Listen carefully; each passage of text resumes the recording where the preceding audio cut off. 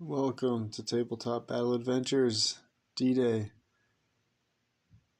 1500 hours, Turn 30, Part 4. For all the details, you'll have to watch the military summary video for this turn. It's a German order dice starting out. I believe I can wrap up this turn in this part. We'll scan the battlefield for a moment and then get to the first dice of today.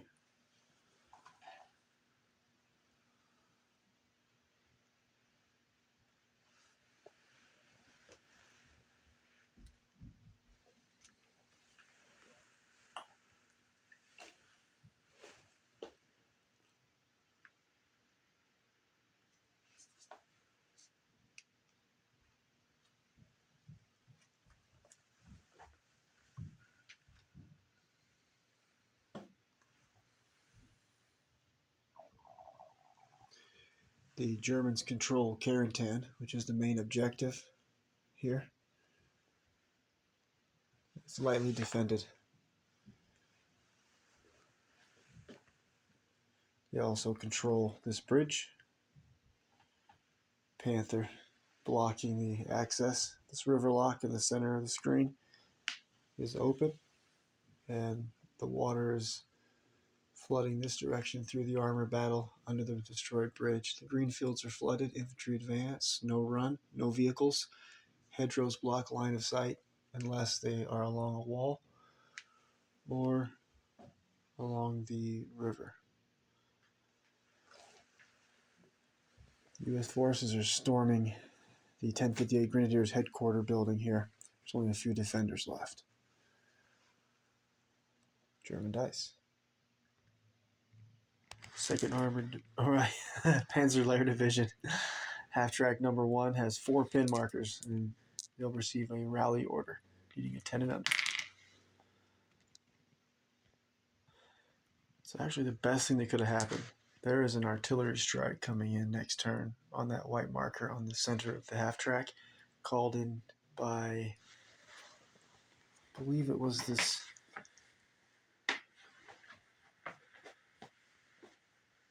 called that in? Oh, I'm wrong. The artillery strike already came in and did damage, and yeah, so ignore that. Anyways, let's roll for this foobar.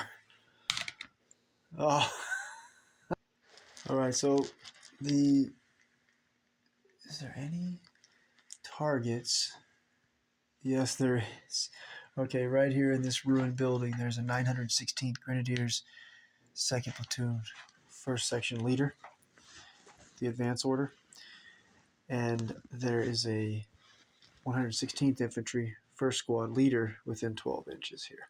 So we'll go ahead and open fire. See, this is a 6 shots too. So 6 shot, needing 7s though. Still a chance. Needing 6s again for the hit. 916th Grenadiers, 2nd Platoon Commander's radio operator, center screen. We receive an advance order. He'll lose an inch going through the rough ground. I think the plan for this radio operator is to have him go up into the tower so he can call in the mortar fire, artillery strikes, and airstrikes on whatever position he has a view of. 506 2nd Squad leader Sergeant Braden in the white doorway will receive a run order. He's going to go over and join the Jackson, learn how to be in a tank crew. Since this tank's down to 2 soldiers, the only thing they can do is shoot 2 of the weapons or drive the tank and shoot 1 weapon right now. So pretty weak. He's going to run over there and join the tank next turn. 2nd Armored Division half-track number 2 with 3 pin markers will receive a rally order, needing a 10 and under. Good to go. He'll lose D6 plus 1 pin marker. 3 pins, pin free.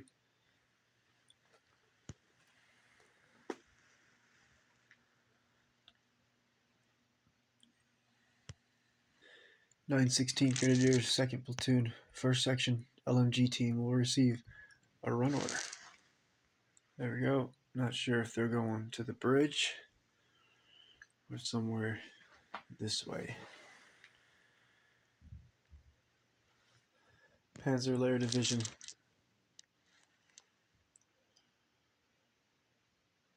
Panzer Warfare 42 will receive an advance order.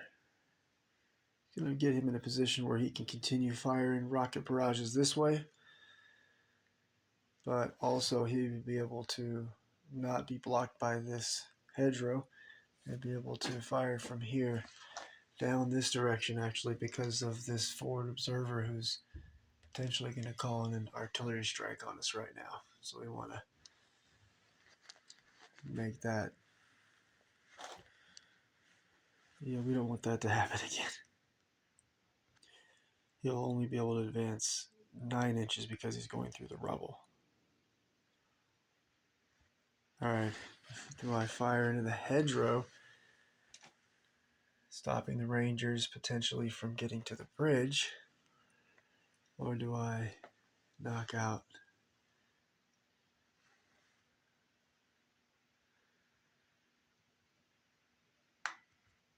We're going to fire on the Rangers. The bridge and Carentan are the more important objectives than whether or not the artillery strike is called in again on these soldiers here. Okay, so then we know about the location, so we'll fire on the Rangers closest to us first. The white D6s showing the number 1 are the 4 target units. We'll start with the unit closest to us. This is fired as a heavy mortar, meaning only lands the hit on 6s though. Oh, crushed. Okay, so these soldiers will take 2 Rangers are hit, D3 pins, 2 pins, and +3 penetration. So these Rangers will be killed on 2s. So they're dead on anything but 1s. Here comes the second rocket for the 2nd Rangers, 2nd Platoon Sergeant. 1d6 and a scatter dice to see where that where that rocket will land. 6 inches. Next rocket's going to be the 2nd Rangers, 2nd Platoon, 1st Squad, LMG team. 3rd rocket incoming. Oh, 1d6 and a scatter dice. Where's that rocket going to land? Right next to the previous explosion. Lastly, the 4th rocket coming for 2nd Armored Division half-track number 2. And has 1 Ranger, the 2nd Ranger, 2nd Platoon, 1st Squad leader. Comes that 4th rocket. 1d6 and a scatter dice.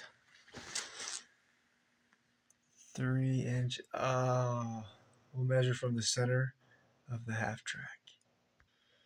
Okay, we're coming 3 inches off, and from my estimation, it's going to land right in the center of the 2nd Rangers, 2nd Platoon Sergeant on the right, and then the painted 2nd Platoon 1st Squad LMG team. Devastating. The LMG team has not received an order yet. It could go down. I would have had to have called that already though, so no good. They're all hit. Devastating. Devastation. Alright, they'll be through the 3 hits. We'll roll for the pin markers first. So D3 pins for the platoon sergeant and D3 pins for the LMG team. Alright, now we'll roll for the 3 hits. And they'll be dead on anything but a 1. 1 survivor. I'm gonna kill the LMG team and keep the 2nd platoon sergeant. I think he'll be more useful with his SMG as I'm moving this way, trying to get across this bridge. devastating rocket barrage.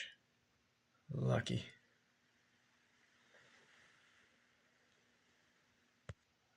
116th Infantry Forward Observer.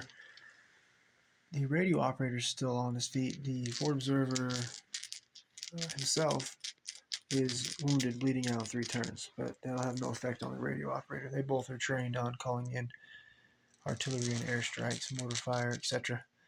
He has 1 pin marker before he can before the fire order. He will have to take his orders test. He's got a sergeant right next to him, the sniper from the 116th. He'll be testing at a 10 under. Alright, I'm thinking where I should call in this either artillery strike or airstrike. We devastated this area. There's really no reason to call it in here anymore. This group of soldiers is devastated, plus we have the U.S. soldiers moving in here. So I was thinking, now that we've had the U.S. forces just devastated here trying to move through this hedgerow, maybe now's the time to start calling in artillery strikes on the bridge itself. Then again, also, I was thinking knocking this Panzerwerfer 42 out with a direct strike from our airstrike, which I have not run an airstrike, I don't believe, yet this entire battle. But the artillery strike will take care of this half track, and also will put some damage potentially on all of these units here for the German units. So we're going to call in the artillery strike on Panzerwerfer 42 and hope for a big roll that will then include the Panzer IV, Panther, and the 6 Fallschirmjäger LMG gunner behind the Panther. Alright, we're doing it. We're calling in the artillery strike on the Panzerwerfer 42 with the fire order from the 116th Infantry Forward Observer. We're going to call it on the front of it. So I guess that doesn't matter. Made a marker to remind myself of the artillery strike. 506 1st Squad LMG team will receive advance order. There we go. I don't think they have any shots from there. Took me a couple minutes to figure out where the last U.S. order dice needed to be assigned. And not only the last U.S. order dice, the last order dice of this turn. And I finally figured it out. It is the 116th Infantry 3rd Squad Bazooka team that I've been working this way to try to flank the King Tiger. So I think we can pretty much shoot from, maybe climb up on the tank, take a shot. We'll advance up onto the tank.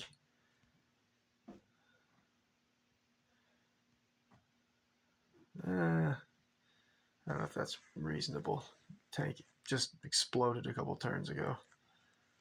Ooh, one problem with getting up onto the tank is we've got this 916th Grenadiers 2nd Platoon, 1st Section LMG, or 1st Section leader with an SMG here will be able to light me up. So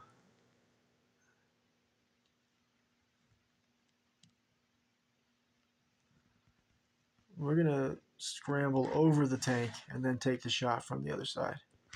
Alright, he went around the tank, as did his assistant. He's going to fire this terrible shot. So the 3s, movement 4s, hard cover 6s. We just got to go for it. That King Tiger is the one unit that could ruin any hopes of taking Carentan, at least with the current armor available. Here we go, needing a 6. Miss. Let's find out where that medium AT bazooka round is going to ricochet. Hopefully not on their own buddies right there with the heavy machine gun. 1d6 and a scatter dice. So it just overshoots off the tank, ricochets off the tank. Looks like that bazooka round bounced over the top, hit the hedgerow. Dang. Well, that was a fantastic turn. There will be one U.S. unit that will retain its order for now and stay on ambush. And I'll show that in just a moment when we get to the other side of the battlefield. And as for the Germans, there are no units on ambush. It's going to be getting close to finish, I think, by the end of next turn. I've mentioned this before. Once there's no armor for one of the armies and no anti-tank weapons for the army facing the army that still has armor, we'll call it.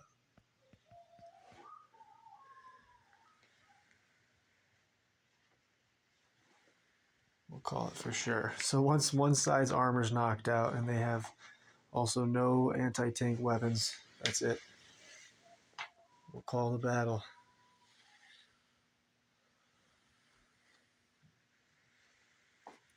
It's looking pretty tough for the U.S. forces to get across that bridge now. That was some nasty losses they took. Looks like the Germans will hold Carentan. But we'll fight it out.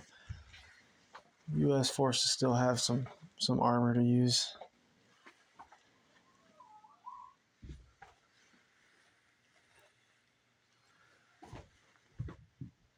Swim team failed to get to Carentan.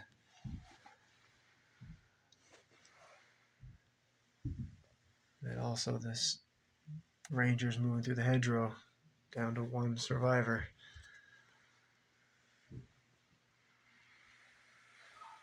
About 3 days from now,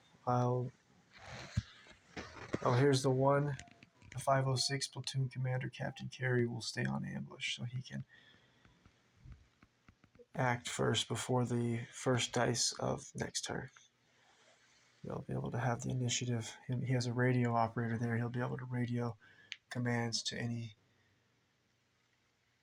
officers, NCOs that are of equal or lesser rank to him, and that'll really get the attack moving for the U.S. forces in next turn. So yeah, about three days from now, I'll get an introduction video, or rather a military summary video for 1530 hours, turn 31.